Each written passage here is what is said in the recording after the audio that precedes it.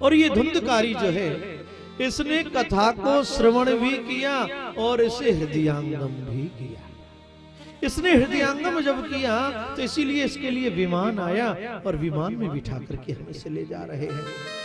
इन लोगों ने तो इधर से कथा को सुना, इधर से निकाल दिया।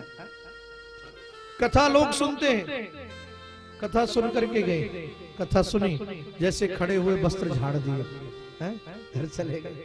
महाराज आपने जो कुछ कहा यही झाड़ के आपका जा रहे हैं, अपनी बात आप अपने पास रखना भैया, हम फिर चले अपने संसार में, चले गए संसार में। आज की स्थिति बड़ी बदल गई, बड़ी विचित्र हो गई, बड़ी विचित्र स्थिति हो गई। केवल कथा को सुनना नहीं है, उसे हृदयांगम भी करना है। जब उसे हृदयांगम करेंगे तभी तो हमारा उद्धार होगा, तभी हमारा उद्धार होगा। भाई मेरे, आज की स्थिति बदल गई है। केवल लोग आते हैं, कथा सुनते हैं, सुन के चले जाते हैं, लेकिन यदि उसमें से एक शब्द भी आप याद रखोगे तो न जाने आपका जीवन कब कैसे बदल जावे, कब क्या आपका जीवन किस वार्ता से बदल जावे, ये कोई नहीं जानता। लेकिन ठाकुर की कथा को ध्यान से सुनिए, उसका चिंतन कीजिए, उसका मनन कीजिए। जब इस प्रकार से उन भगवत पार्षदों ने कहा तो यहाँ गोकर्ण जी ने नगरवासियों के कल्याण के लिए पुनः भागवत की कथा की है। और ये सारे नगरवासी आकर के बैठ गए साहब। और जब सारे नगरवासी आके बैठ गए, इन्होंने बड़े मनोयोग से कथा को श्रवण किया है। जब मनोयोग से कथा को श्रवण किया तो हजारों हजारों विमान आए और इन विमानों में बैठ करके ये समस्त नगरवासी गए हैं और ये प्रभु के परम धाम के लिए चले गए। प्रेम से बोलो राधे राधे बोलो वृंदावन बिहारी लाल की जय, भागवत भगवान की जय। अभी आपने यह जो महात्मा की कथा सुनी, इस महात्मा की कथा में यह तुंगभद्रा नदी जो बताई गई कि तुंगभद्रा नदी के किनारे कौन रहता था? एक आत्मदेव नाम का ब्राह्मण। तो ये तुंगभद्रा नदी क्या है? ये मानव का जो शरीर है, यह मानव का शरीर ही वह तुंगभद्रा नदी है। और इसके किनारे पर आत्मदेव नाम का जो ब्राह्मण रहता है, ऐसा वह क्या है? यह हमारे शरीर में जो जीवात्मा रहता है वही आत्मदेव नाम का वह ब्राह्मण है।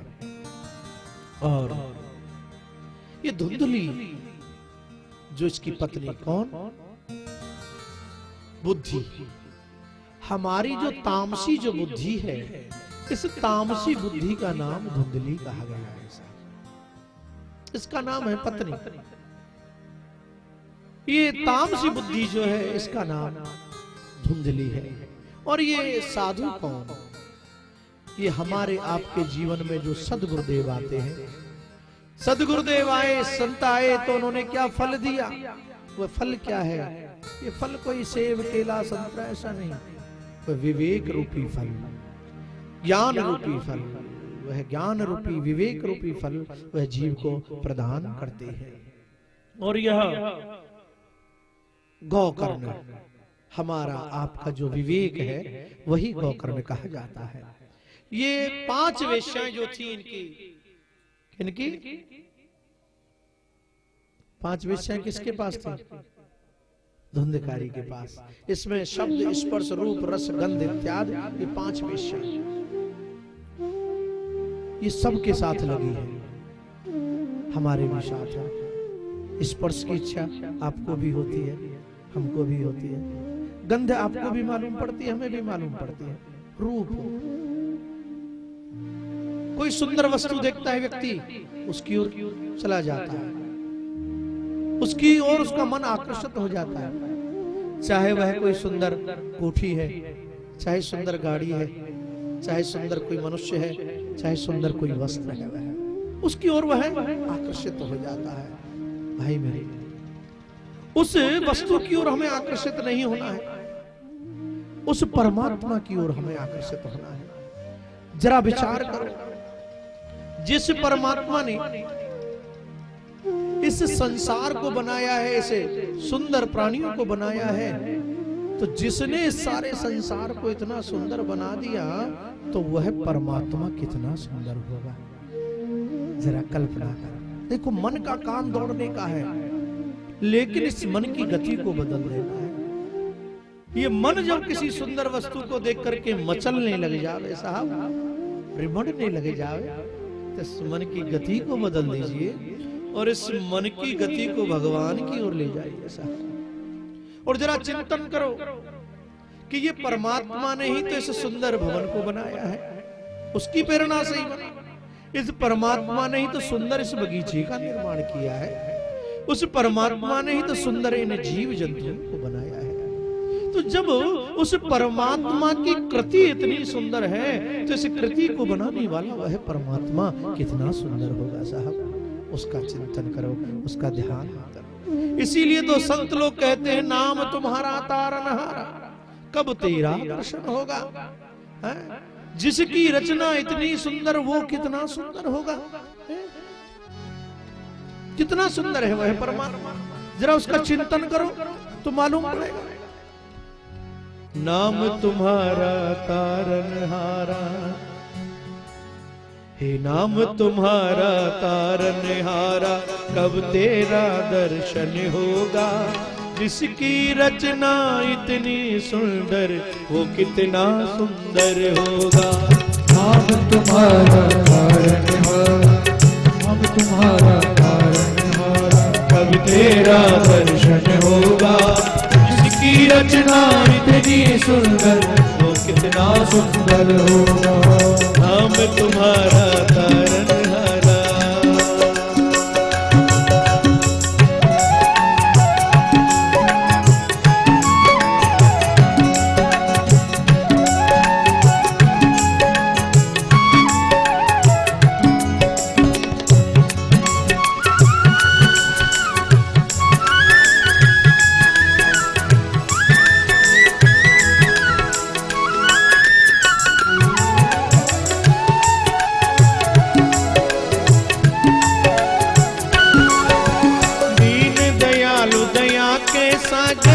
जग में नाम तुम्हारा है, दीन दयाल दया के सागर, जग में नाम तुम्हारा है। दीन दयाल दया के सागर, जग में नाम तुम्हारा है।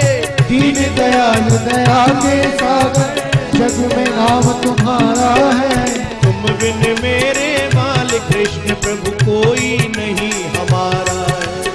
तुम बिन मेरे बाल कृष्ण प्रभु कोई नहीं हमारा है। अब से पार उतरने हेतु, अब से पार उतरने हेतु तेरा ही दर्शन होगा। जिसकी रचना इतनी सुंदर वो कितना सुंदर होगा। जिसकी रचना इतनी सुंदर वो कितना सुंदर होगा। नाम तुम्हारा तारनहारा।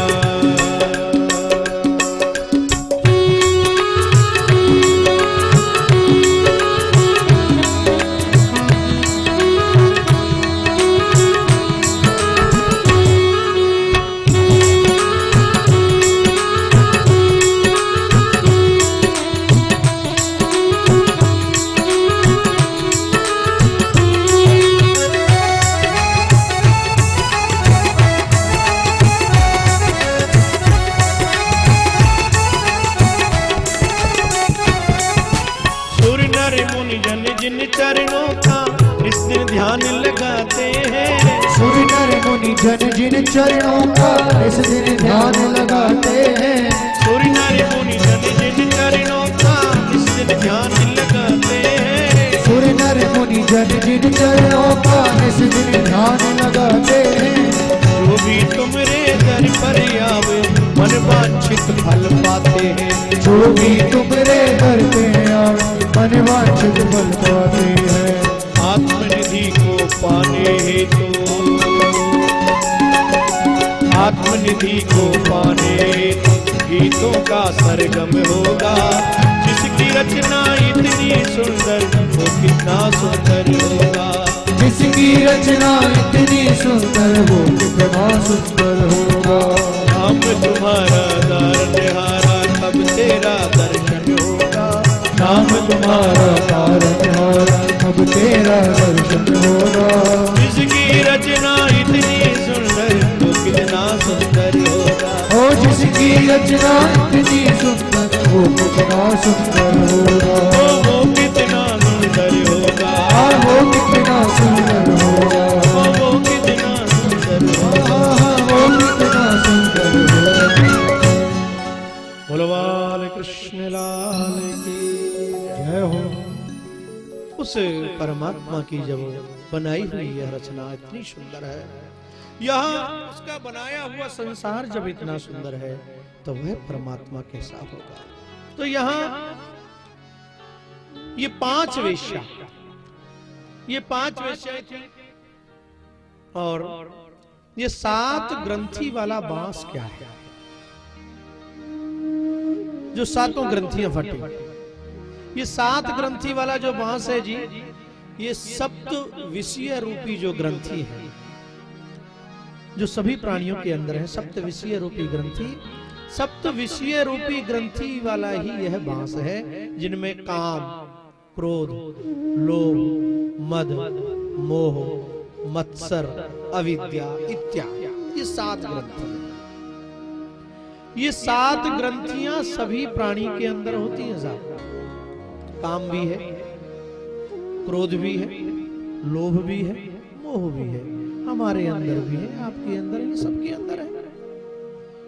तो यहाँ भागवत की कथा श्रवण करने का मूलतः जो मुख्य जो बात बताई वो ये है, एक एक दिन की कथा श्रवण करके एक एक विषय रूपी ग्रंथियों का भेदन करते चले जाओ तो आज भी अभी इसी समय आपके लिए भी विमान आ जाएगा और आप भी प्रभु के परम धाम के लिए चले जाओ।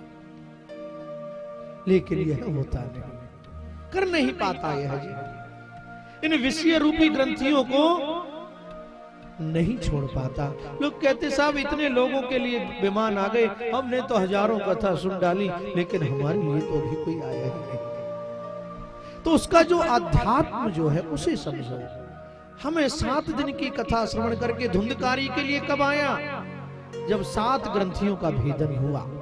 तो यह सप्त विषय रूपी जो ग्रंथियां हैं, जब इनका जब भेदन हो जाएगा तब वह परमात्मा का विमान यहाँ पर आएगा और तब आप परमात्मा के परम धाम के लिए चले जाओगे। प्रेम से बोलो राधे।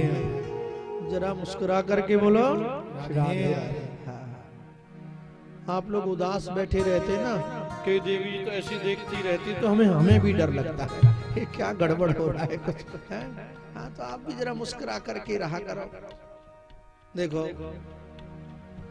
हम तो कहते, पूज्य गुरुजी कहते थे, हमने कहा गुरुजी कई बार ऐसा देखने को मिलता है कि लोगों को कथा के प्रति इतना रुझान नहीं होता, शुष्क होता है, कई बार लोग नहीं दिखते।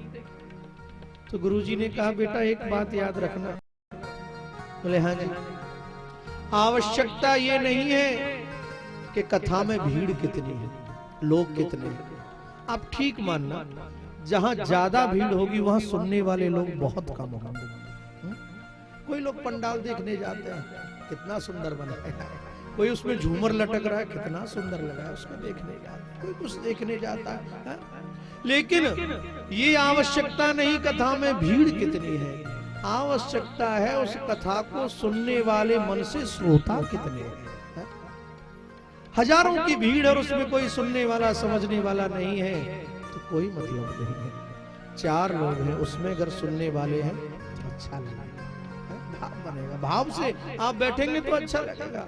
हमारे लिए आप 4 ही 400 के बराबर हैं, कोई बात नहीं। प्रेम से बोलो श्री राधे।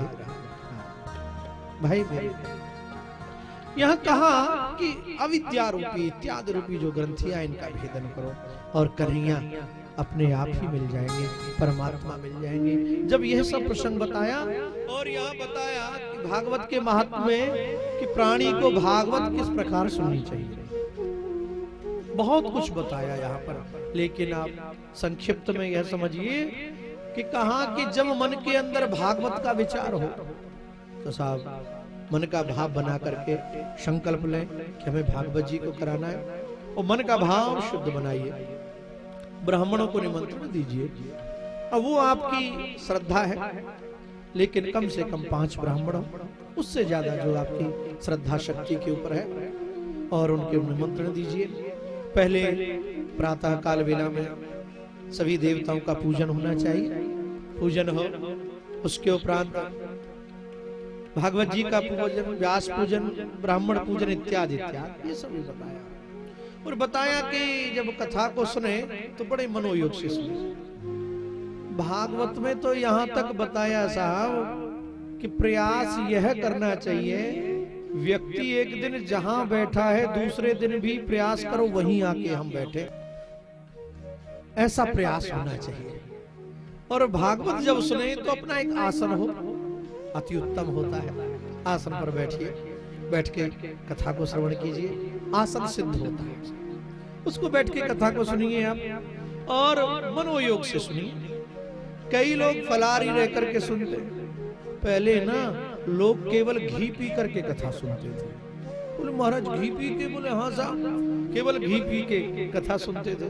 बोले महाराज आजकल घी कहाँ खाया जाता है? पहले तो डॉक्टर ही मना कर देता है कि सादा फुल्का खाओ, सादा फुल्का खाओ, लेकिन ब्रजवासी चुपड़ के खाते हैं, इनको सादा नहीं चाहिए। बोले खूब, हाँ। बोले घी अब कहाँ खाया जाता है महाराज? बोले दूध पी के। बोले दूध भी शुद्ध कहाँ है? दूध कैसे पिए महाराज? बोले ऐसा करो फलारी रह जाओ। बोले महाराज फलारी में तो वो कूटू कूटू का सब चलता है, गरम गरम हो जाता है तो पेट खराब हो जाता है। तो बोले ऐसा करो, एक समय फलार रह जाओ, बरती रह जाओ, एक समय भोजन करो। महाराज यदि ऐसा नहीं हो तो? अच्छा ऐसा नहीं हो तो क्या भैया? बोले महाराज दूध पी के नहीं रहा जाए तो मैंने कि भैया घी पी लो। बोलो घी पी करके भी नहीं रहा जाए तो बरती होके सुन लो। बोले ऐसे भी नहीं सुना जाए तो? हमने कहा भैया तो एक समय फलार करो, एक समय भोजन करो। यदि ऐसे भी नहीं सुना जाए तो? बोले ऐसे भी नहीं वैसे भी नहीं, तो ऐसा करो दोनों समय खूब चकाचक भोजन करो, चकाचक भोजन करो। लेकिन एक ही शर्त यहाँ पर रख दी भागवत में, जैसे मन में आए साहब वैसे भागवत सुनो, फलारी रह करके सुनो, व्रती रह करके सुनो, दोनों समय भोजन कर रख करके सुनो। लेकिन शर्त यही है कि कथा को सुनो। शर्त क्या लगाई? कथा को सुनो। या भागवत में आया भोजनम तु वरम मन्ये कथा श्रवणिकारिकम नोपवास वर प्रोक्तः कथा व्यग्र करो यदि। यहां पर मुख्यतः बताया कि यदि आप व्रती रहते हैं, व्रत रहने से आपके शरीर में कुछ गड़बड़ हो जाती है, बीमार हो जाते हो, तो बीमार हो जाओगे तो क्या होगा? कथा में नहीं आओगे, घर में ही पड़े रहोगे। तो घर में पड़े रहोगे तो क्या होगा? कथा छूट जाएगी। तो बोले ना ऐसा मत करो। यदि दोनों समय भोजन करके आप ठीक से कथा सुन सकते हो तो दोनों समय भोजन कीजिए। नोपवास, ऐसे उपवास की जरूरत नहीं है। जिस उपवास को करके कथा छूट जाए, ऐसे उपवास की कोई आवश्यकता नहीं। आप तो प्रेम से ठाकुर की कथा को सुनो, प्रेम से बोलो राधे राधे। नोपवास बर कथा व्यग्न करो यदि, यहाँ बता दिया। और कहा कथा को श्रवण करो ध्यान से। जो कथा को श्रवण करते हैं मंगलमयी कथा को बड़े मनोयोग से, उनके पितर जो है, लोग पितरों के निमित्त भी भागवत की कथा को कराते हैं साहब। भागवत की कथा को लोग पितरों के लिए भी कराते हैं, उनके पूर्वज जो है उनका कल्याण हो जावे, इसके निमित्त भी भागवत की कथा को कराया जाता है। देखिए ये जो भागवत की कथा अनेक जगह पर हुई, ये श्रावण मास में जो भागवत की कथा हुई वह गोकर्ण जी ने समस्त संसार के प्राणियों के कल्याण के लिए की है। और भाद्र में सुखदेव जी ने राजा परीक्षित को मुख्य करने के लिए भागवत की कथा को श्रवण कराया है। और आश्विन में मैत्रेय जी ने श्री उद्धव जी को यह भागवत की कथा को श्रवण कराया है। और कार्तिक में श्री सनत कुमारों ने नारद जी जो प्रसंग सुन रहे हैं, कार्तिक में सनत कुमारों ने नारद जी को यह कथा को श्रवण कराया है और मार्गशीर्ष में व्यास जी ने श्री सुखदेव जी के लिए इस भागवत की कथा को श्रवण कराया और माघ के मास में यह भक्त जनों के कल्याणार्थ यह भागवत की कथा को श्रवण कराया गया और फाल्गुन में श्री ब्रह्मा जी ने नारद जी को यह भागवत की कथा श्रवण कराई। प्रेम से बोलो श्री राधे राधे। फाल्गुन मास बड़ा ही उत्तम मास माना गया है, जिस फाल्गुन मास में आप बैठ करके आज कथा श्रवण कर रहे हैं। इस फाल्गुन मास में ही श्री ब्रह्मा बाबा ने नारद जी के लिए इस भागवत कथा को श्रवण कराया और वैशाख मास में मैत्रेय जी ने विदुर जी के लिए इस कथा को श्रवण कराया है और ज्येष्ठ में श्री सूत जी ने शौनकादिक ऋषियों के लिए इस भागवत कथा को श्रवण कराया है। और प्रेम से बोलो श्री राधे राधे। तो यहाँ भागवत की कथा का महत्व बताया। बोले इस कथा को अपुष्पा काक वंध्याच बंधियाच मृतार्भका सर्वद गर्वाच या नारी तया श्राव्या प्रयत्नतः। जिसकी कभी संतान ना होती हो सब, वह भागवत की कथा को नियम पूर्वक सुने 7 दिन श्रद्धा पूर्वक, उसके यहाँ संतान होती है। अपुष्पा काकवंध्या, संतान हो तो जाती हो लेकिन होके गुजर जाती हो, मर जाती हो, ऐसी देवी, वो भी नियम पूर्वक सुने। और उसके लिए वह एक नारियल श्री भागवत जी के नीचे ला करके विराजमान करें। जिसके मन का जो भाव है, जिसे संतान चाहिए, धन चाहिए, मन का जो भाव है, श्रद्धा से वह एक श्रीफल, श्रीफल नारियल, नारियल भी सूखा नहीं होना चाहिए, उसमें पानी वाला होना चाहिए, जिसमें जल बोले हैं, उस नारियल को भागवत जी के यहाँ अर्पण करें। 7 दिन पर्यंत वह रहे और जिस दिन भागवत जी का विराम हो उस दिन उसे ग्रहण करना चाहिए, लेना चाहिए, तो आपकी मनोकामना अवश्य भागवत जी पूर्ण करती है, अवश्य पूर्ण करती है। भागवत ने तो कहा है कि भैया किसे दारिद्र दुख ज्वर दाहिता नाम पीरा पिशाची इव मर्दता नाम संसार सिंधौ परिपातिता नाम खेमाख्य वै भागवतम प्रगर्जति प्रगर्जति। ये भागवत जी उद्घोषणा करती है स्वयं कि प्राणी जो मेरी शरण में आ जाता है एक बार, उसके सारे कष्ट दूर कर देती है। जिसे धन की कामना धन, जिसे वैभव की कामना उसे वैभव, जिसे यौवन की कामना उसे यौवन, जिसे पुत्र की कामना उसे पुत्र, जिसकी जो कामना हो भागवत जी के सामने निवेदन कीजिए और भागवत की परिक्रमा लगाइए, प्रदक्षिणा लगाइए। इसका बहुत बड़ा महत्व है। भागवत की प्रदक्षिणा का बहुत बड़ा महत्व है। कोई 108 लगावे, कोई 51 लगावे, 31 लगावे, 21 लगावे, 11 लगावे, ज्यादा नहीं तो भैया 5 परिक्रमा लगाओ। 5 नहीं लगती है तो 1 परिक्रमा तो प्रतिदिन भागवत जी की अवश्य लगानी चाहिए। आप ये करके देखो, फिर देखो जीवन किस प्रकार से बनता है। तो श्री सूत जी महाराज ने कहा कि यह मैंने तुम्हें भागवत के महात्मा की कथा श्रवण कराई। जब इन्होंने इतना कहा तो बोले महाराज हमने सुना है कि ये कथा को श्री सुखदेव स्वामी ने भी इसका वर्णन किया। उन सुखदेव स्वामी का जन्म कैसे हुआ, क्या है, ये भी तो जरा आप हमें बताइए। बोले ठीक बात है, बिल्कुल। तो यहाँ पर भागवत के महात्मा की कथा जो है विराम होती है। आइए अब भागवत के प्रथम स्कंद में हम और आप प्रवेश करते हैं। प्रेम से बोलो राधे राधे, जरा जोर से बोलो।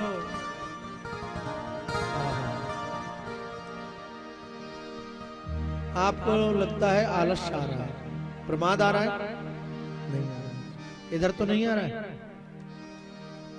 तो आइए हम और आप प्रथम स्कंद की कथा आरंभ करें। इसमें सबसे पहला जो श्लोक है, केवल 5 मिनट में कथा कहेंगे। पहला श्लोक बोल के फिर विराम की ओर ले चलेंगे। 6 बज रहे शायद, बज गए क्या? हाँ 6 बज गए। अच्छा, और गणपति बप्पा भी कह रहे हैं इतनी देर क्यों कर रहे हो, जरा हमें भी बुला। गणपति बप्पा मोर, गणपति बप्पा भी तैयार विराजमान है आपको दर्शन देने के लिए। तो आइए यहाँ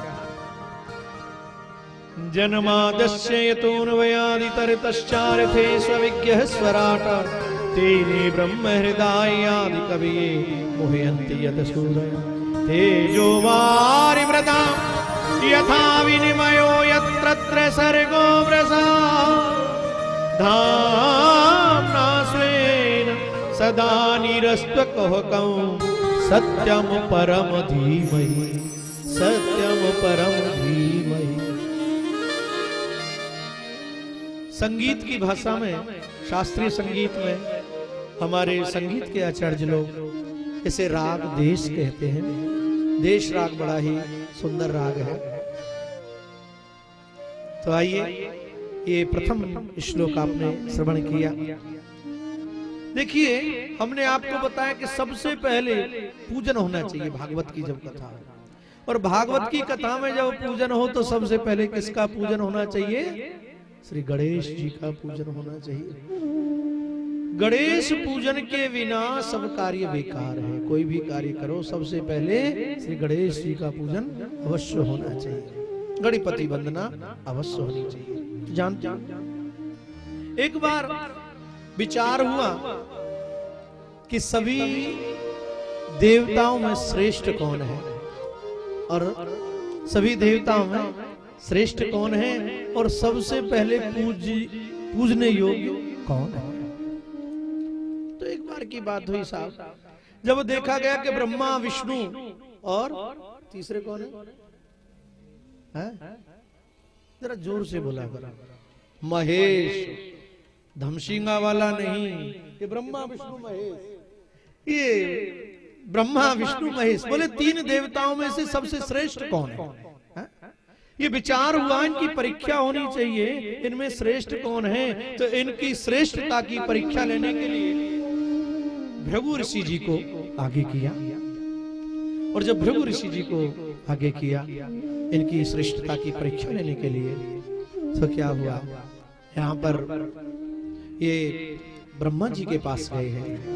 तो ब्रह्मा जी के पास जैसे गए तो ब्रह्मा जी ने इन्हें देखा, लेकिन ब्रह्मा जी प्रमाद के कारण खड़े नहीं हो पाए। याद रखो, जब भी सामने कोई संत आवे, ब्राह्मण आवे, तो खड़े होकर के उसे प्रणाम अवश्य करो।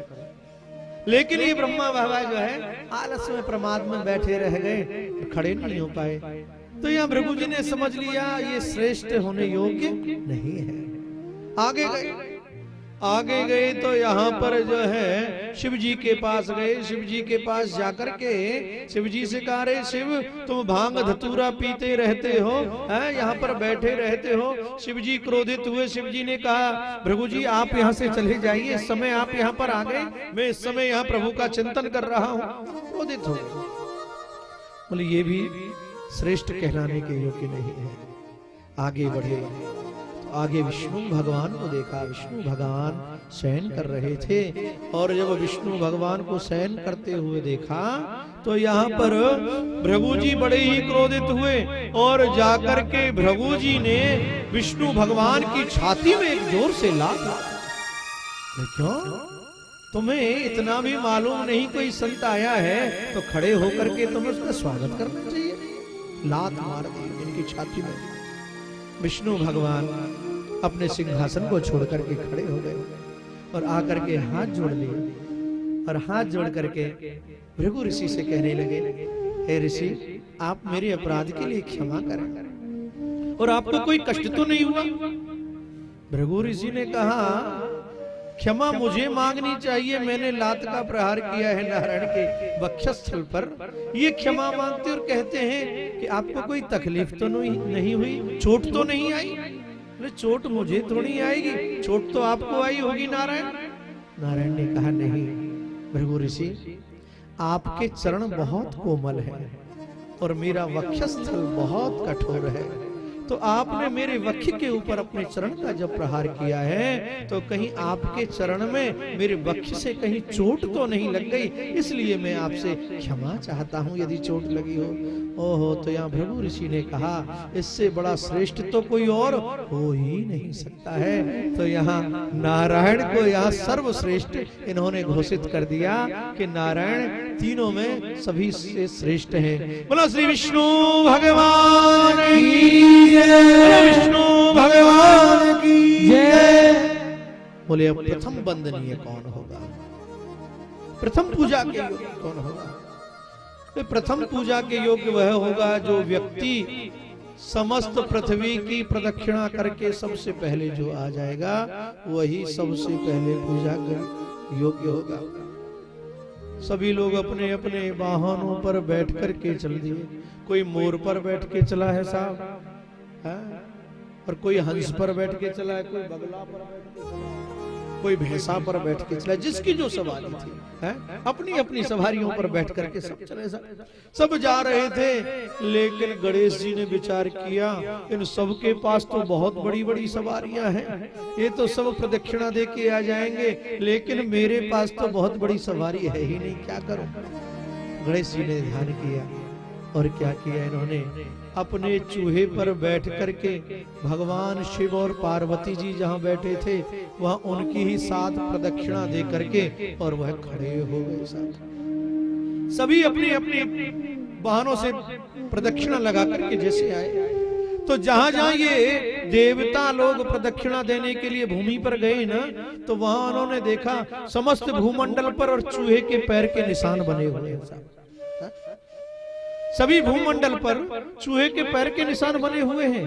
कि बोले इतने बड़े बड़े चूहे के निशान बन रहे हैं, जहां जहां हम जाते हमारे आगे आगे चूहे के निशान हैं, इतनी जल्दी से चूहा कहां से भाग गया। यहाँ से दौड़ करके आए और देखा तो वहां पर श्री गणेश जी को पाया जो वहां पर खड़े हुए थे। और यहाँ पर गणेश जी से पूछा, गणेश जी आप परिक्रमा दे के आए? बोले हाँ जी परिक्रमा दे के आए। बोले किसकी परिक्रमा, इतनी जल्दी कैसे लगा के आए? गणेश जी ने कहा मैंने यहाँ अपने माता पिता की 7 प्रदक्षिणा लगा ली, तो बस इसी से समस्त भूमंडल की प्रदक्षिणा हो गई। तो यहाँ शिव जी ने भी कहा गणेश जो भी कहते हैं सब ठीक है, और सभी ऋषियों का यह मत हुआ कि गणेश जी ने जो भी कार्य किया अति उत्तम किया, ये बुद्धि में सबसे श्रेष्ठ है, इसलिए सबसे अग्रगण्य और पूजा सबसे प्रथम श्री गणेश जी की ही आज से होनी चाहिए। बोलो श्री गणेश जी महाराज की जय, बोलो गणेश जी महाराज की जय। तो यहाँ आइए गणेश जी का पूजन। लंबोदर महाराज यहाँ पर आए, बोले गणेश जी महाराज की जय, बोलो गणेश जी महाराज की।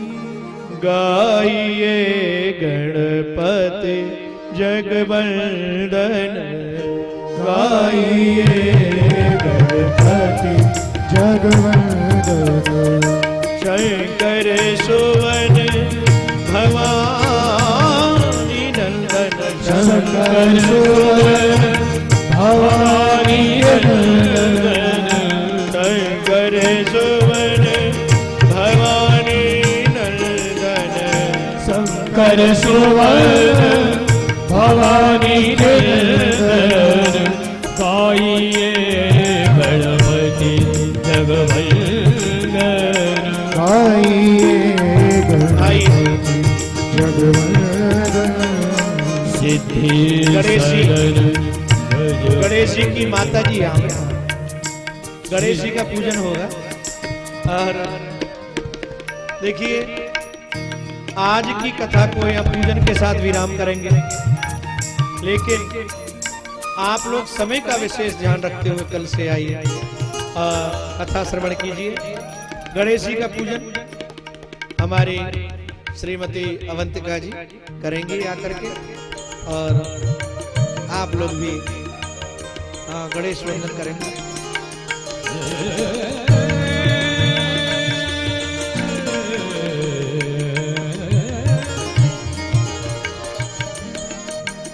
सिद्धि सदन गज पदन विनायक सिद्धि,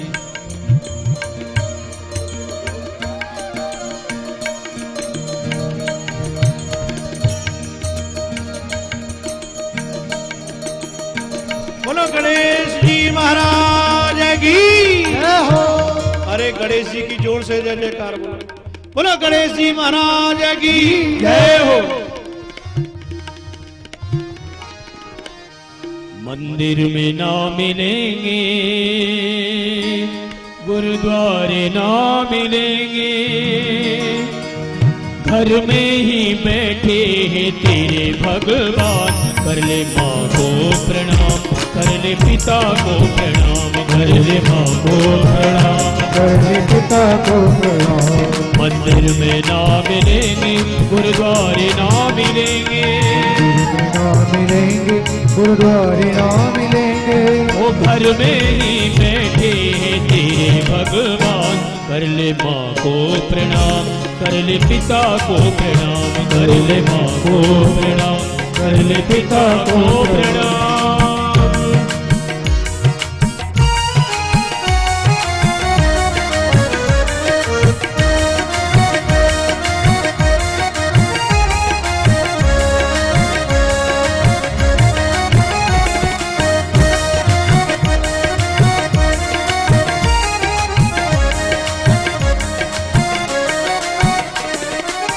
जिसने तुझको जन्म दिया उस माँ को कैसे भूल गया, उस माँ को कैसे भूल गया, उस माँ को कैसे भूल गया।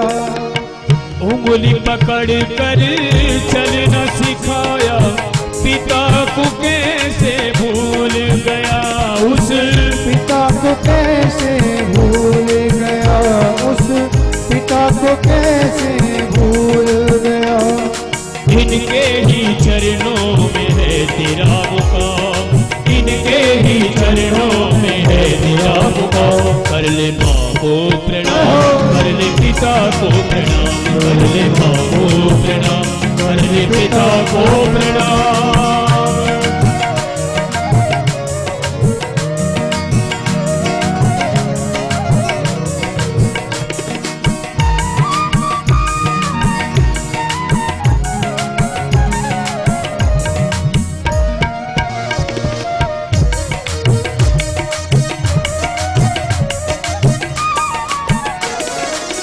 और तो रिश्ते मिल जाएंगे, नहीं मिलेंगे माता पिता रे, नहीं मिलेंगे माता पिता रे, नहीं मिलेंगे माता पिता।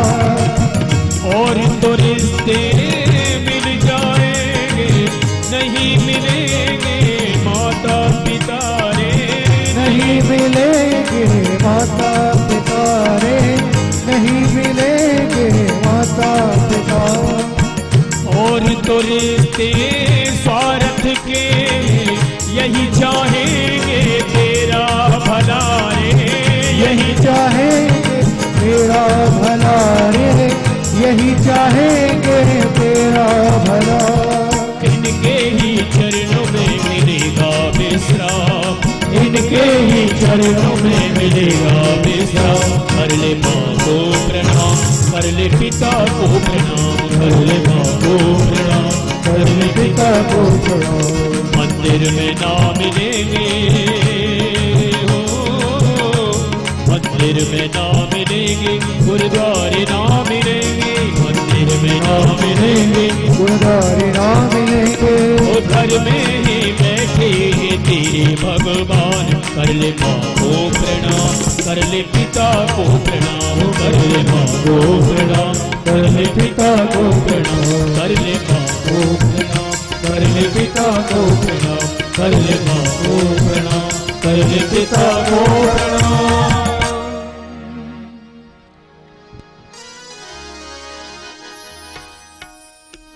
आइए, अभी गणेश जी का पूजन हुआ, वंदन हुआ, अभी आरती होगी। आप लोग आरती के दर्शन करेंगे और फिर प्रसाद लेके आप लोग प्रस्थान करेंगे। आग बनी पटिका बनो बनो लाल कोवे,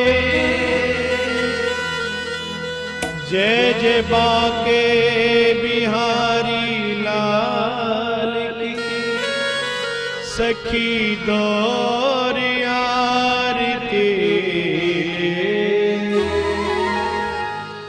जय जय बाके बिहारी लाल की,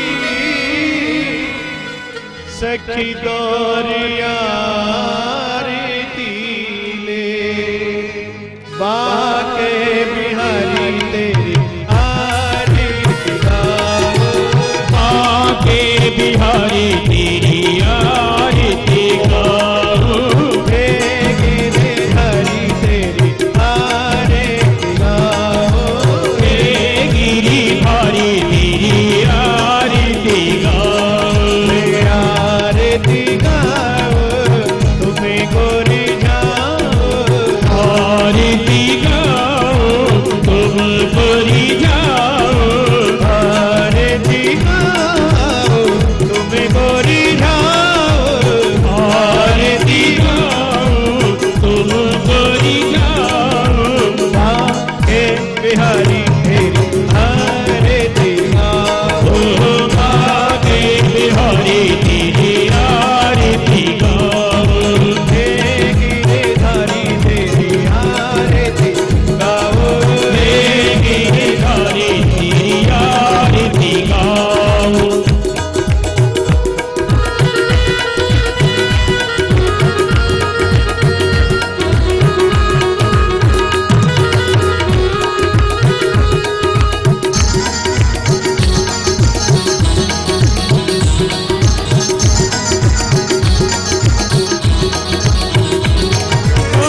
मोरी मुकुट तेरे शीश पे सोहे, मोर मुकुट तेरे शीश पे सोहे, प्यारी बंसी मेरो मन मोहे, प्यारी बंसी मेरा मन मोहे, प्यारी बंसी मेरो मन मोहे, प्यारी बंसी मेरा मन मोहे, या छवि पे भली भली गाओ, या छवि पे भली भली जाओ, बाके बिहारी तेरी आरती गाओ, बाके बिहारी तेरी आरती गाओ।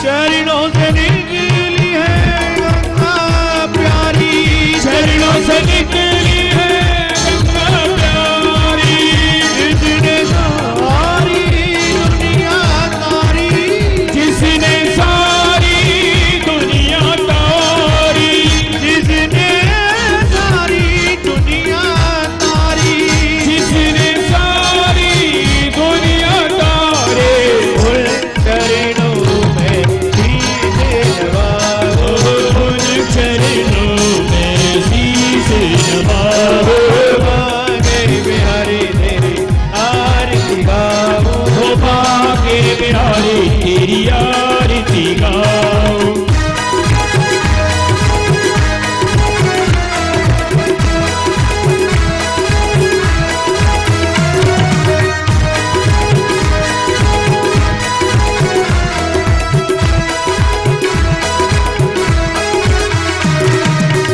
व्यास दास के नाथ आप हो, व्यास दास के नाथ आप हो, सुख दुख जीवन साथी आप हो, सुख दुख जीवन साथी आप हो, सुख दुख जीवन साथी आप हो, सुख दुख जीवन साथी आप हो, युगल छवि कर भले भले जाओ, जुगल छवि भले भले जाओ, बाके बिहारी तेरी आरती गाओ, बाके बिहारी तेरी आरती गाओ, बाके बिहारी तेरी आरती गाओ, बाके बिहारी तेरी आरती गाओ, हे गिरिधारी तेरी आरती गाओ, हे गिरिधारी